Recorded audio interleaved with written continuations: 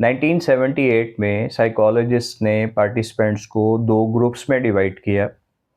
पहले ग्रुप को कुछ पेयर ऑफ वर्ड्स सिंपली पढ़ने के लिए दिए गए और दूसरे ग्रुप को पेयर ऑफ वर्ड्स हिंट्स के साथ दिए गए जिसे उन्होंने खुद मुकम्मल करना था। आप स्क्रीन पे देख सकते हैं। बाद में दोनों ग्रुप्स का एक सरप्राइज मेमोरी टेस्ट लिया गया, तो दूसरा ग्रुप जिसने अल्फाज को खुद मुकम्मल करना था, उनको वो अल्फाज ज़्यादा बेहतर याद थे बनिस्बत पहले ग्रुप के। साइकोलॉजिस्ट ने इसे जनरेशन इफ़ेक्ट का नाम दिया, यानी जब हम किसी काम को सिर्फ पढ़ने की बजाय खुद करते हैं तो हमें ज़्यादा अच्छे तरीके से याद रहता है। इसकी हमारी रोज़मर्रा ज़िंदगी से कई मिसालें दी जा सकती हैं। एक बंदा कुकिंग की वीडियो देखता है और एक बंदा कुकिंग की कोशिश करता है। अब किसे इंग्रेडिएंट्स ज़्यादा बेहतर याद होंगे? वो जिसने कोशिश की। क्यों? वो हर स्टेप को खुद परफॉर्म कर रहा था। आप अपने बच्चों से कहते हैं कि हमें हर रोज़ कमरे की सफाई करनी चाहिए।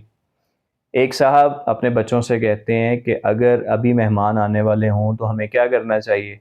बच्चे जवाब देते हैं कि कमरे की सफाई करनी चाहिए।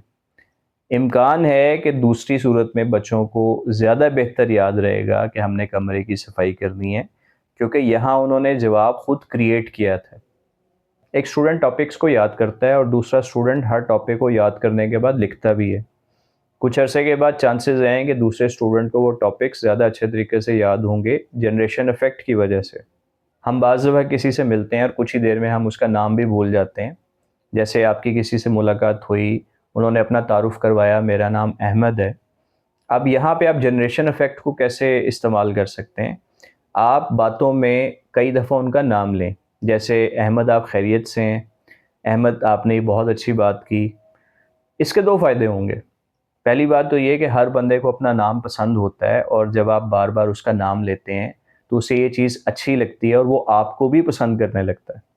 दूसरा फ़ायदा ये होता है कि बार-बार नाम लेने से चूँकि आप खुद इन्वॉल्व हो गए, तो आपको उसका नाम याद रहेगा।